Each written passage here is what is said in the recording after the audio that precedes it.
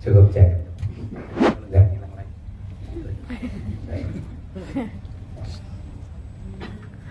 Baik, terima kasih Pak Oto dan semua tim Peradi yang telah menerima kami dengan penuh rasa kemanusiaan, rasa penghormatan.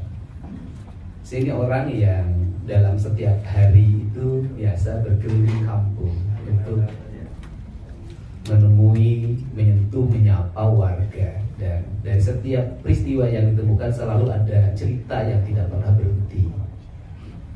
Saya mengamati kasus ini agak lama, tapi saya sendiri masih ragu untuk melangkah karena ada pertimbangan-pertimbangan yang saya perhitungkan karena ini menyangkut aspek hukum. Pertama, yang saya temui adalah Ibu Titin sebagai kuasa hukum dari terpidana Sudirman dan Sakatata. Waktu bertemu Ibu Titin, ada vlognya, saya ajak ngobrol Sudirman, ibu dan bapaknya. Waktu itu dia menyampaikan pada saya bahwa Sudirman ada di rumah. Terus saya bicara juga dengan Sakatata, dia menyampaikan tidak merasa. Kemudian setelah menyampaikan tidak merasa, dia bercerita bahwa waktu itu dia pada malam kejadian itu dibonceng sama pamannya ya Sadikun untuk pergi ke bengkel nganter temennya motornya mogok. Nah itu catatan penting saya simpan dulu untuk tidak melangkah. Kemudian saya mencoba menemui keluarga Vina, mendengarkan. Dari apa yang saya dengarkan keluarga Vina, itu kan bercerita bahwa adiknya mengalami kecelakaan, Vina dan Eki itu ya. Kemudian diputuskan oleh Polsek itu adalah peristiwa kecelakaan tunggal dan sudah dikuburkan. Setelah itu ada yang kesurupan, namanya Linda. Jarak antara rumah Vina ke Linda ini agak jauh, hampir perjalanan 20 menit. Ketika mendengar kesurupan, itu berarti kan kakaknya Vina jalan selama 20 menit untuk menuju Linda. Saya ada pertanyaan sebenarnya di situ. Apakah yang kesurupan nunggu dulu datang direkam enggak ya? Ya, tapi kita anggap kesurupan itu ada. Dan rekamannya diberikan ke Pak Rudiana. Dan ada keanehan di situ, katanya motornya utuh, HP-nya utuh, dan dari situlah terjadi peristiwa di mana Pak Rudiana bertemu dengan Aib dan Dede. Aib Dede inilah yang memberikan penjelasan bahwa dia melihat anak-anak yang suka nongkrong di depan SMP 11 melempar, mengejar dengan 4 motor berboncengan, dan dia melihat ketika ada di warung membeli rokok dan dia melihat dari jarak 100 meter. Dia 100 meter malam hari bisa melihat orang melempar dan mengejar, dan hafal satu-satunya sampai 8 orang. Bahkan kalau Aib mengatakan Peggy pun dia tahu. Saya dari situ ya udah saya dengarkan, karena tugas saya waktu itu hanya mendengarkan. Saya tidak boleh menyimpulkan. Saya mendengarkan. Kemudian saya penasaran, saya pergi lagi ke Cirebon. Saya tanya, warung itu di mana sih? Ketika saya tanya warung yang di depan pencucian mobil, ternyata warung nasi, bukan warung rokok. Dan dia mengatakan bukanya sampai jam 4 sore. Saya geser terus ke ujung sampai ke bertemulah dengan warung Madura dekat lampu merah, tapi jarak ke tempat nongkrong itu sangat jauh, lebih dari 100 meter.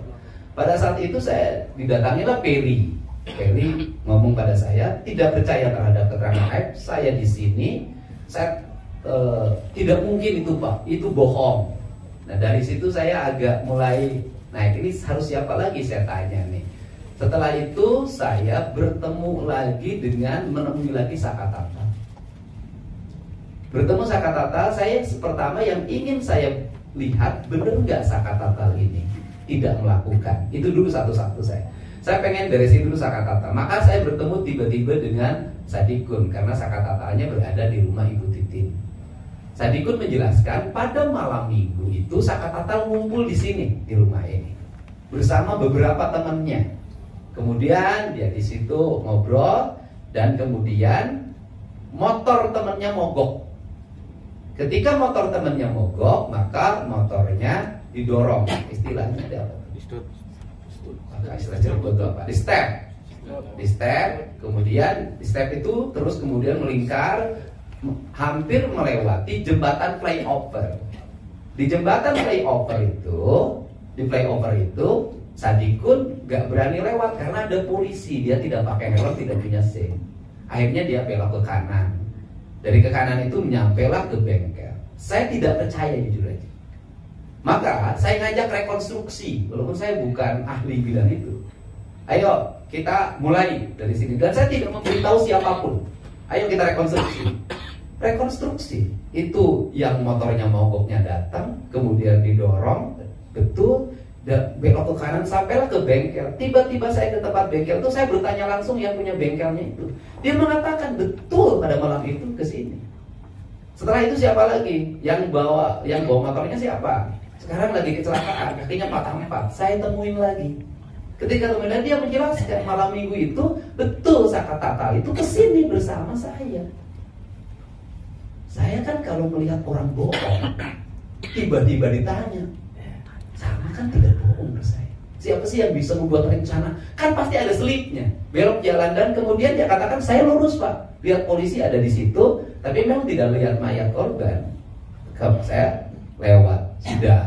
Artinya dari situ saya sudah meyakini ini Sakatata nggak salah.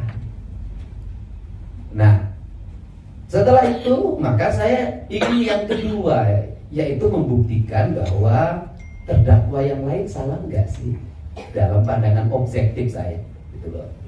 Maka saya tiba-tiba kan ada, ini belum saya vlog sampai hari ini, orang yang datang ke saya, Pak, saya mau ngomong sekarang. Kenapa? Pak, pada malam itu jam 9 lebih saya mau ke rumah sakit Pak. Ibu saya dirawat di rumah sakit. Saya keluar rumah, anak-anak ada Pak di rumah. Di warung Bu Nining dulu, di warung Bu Nining, terus kemudian mereka itu ada di rumah Pak RT. Saya siap bersaksi di pengadilan, saya siap di BAP. Saya makin pede kan, oh ini kayaknya enggak tuh, ini bener nih. Ketemu lagi sama yang punya warung di depan cuci mobil tuh. Kemudian dia mengatakan saya yang jualan nasi, bukanya sampai jam 4 sore. Tidak mungkin saya beli rokok di tempat saya. Nah, setelah itu lagi kemudian masih banyak loh, bertemulah saya dengan Pramudia kan tadi sudah mengatakan jelas. Kemudian saya bertemu dengan semuanya, saya mendengarkan. Setelah saya mendengarkan, ya akhirnya saya berkesimpulan bahwa tidak mungkin orang melakukan pembunuhan, pemerkosaan pada waktu yang sama dengan posisi yang berbeda. Tetapi saya menyampaikan, kalau debat kita terus-terusan di medsos, kalau debat kita terus-terusan di TV, nggak akan pernah selesai masalah mereka. Saya khawatir ketika isu ini menurun, tidak jadi perhatian publik, nasib mereka nggak ada yang ngurus. Apa sih yang dibutuhkan dari para terpidana ini adalah PK dengan adanya novum baru. Maka saya sampaikan, sudahlah. Sekarang langkahnya berikutnya, harus bertemu dengan pengacara, advokat, tokoh yang secara hati nurani itu tergerak berdasarkan pertimbangan rasa dan kemanusiaan,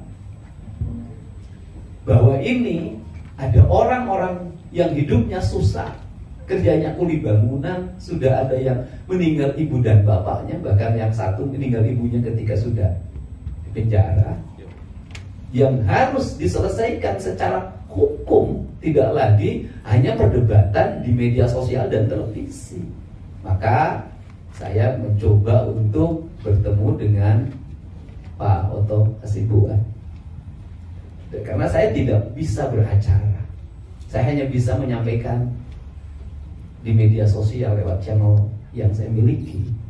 Untuk itu, maka inilah kesempatan bagi keluarga terpidana untuk mengetuk hati pemilik rasa keadilan, Mahkamah Agung yang nanti menangani PK. Semoga terketuk hatinya. Dan kita tidak akan bisa menyimpulkan kebenaran dari seluruh ini kalau tidak turun. Ini kan banyak orang yang berkomentar yang tidak turun, tidak menyaksikan dari pintu ke pintu, dari kampung ke kampung, dari gang ke gang, hanya mendapat informasi dari sajian yang ada. Sehingga pada saat ini saya menyerahkan sepenuhnya nasib dari kelima terpidana ini kepada Pak Oto Hasibuan. Semoga Allah memberikan jalan. Amin. Kebenaran akan menemukan jalannya sendiri. Terima kasih.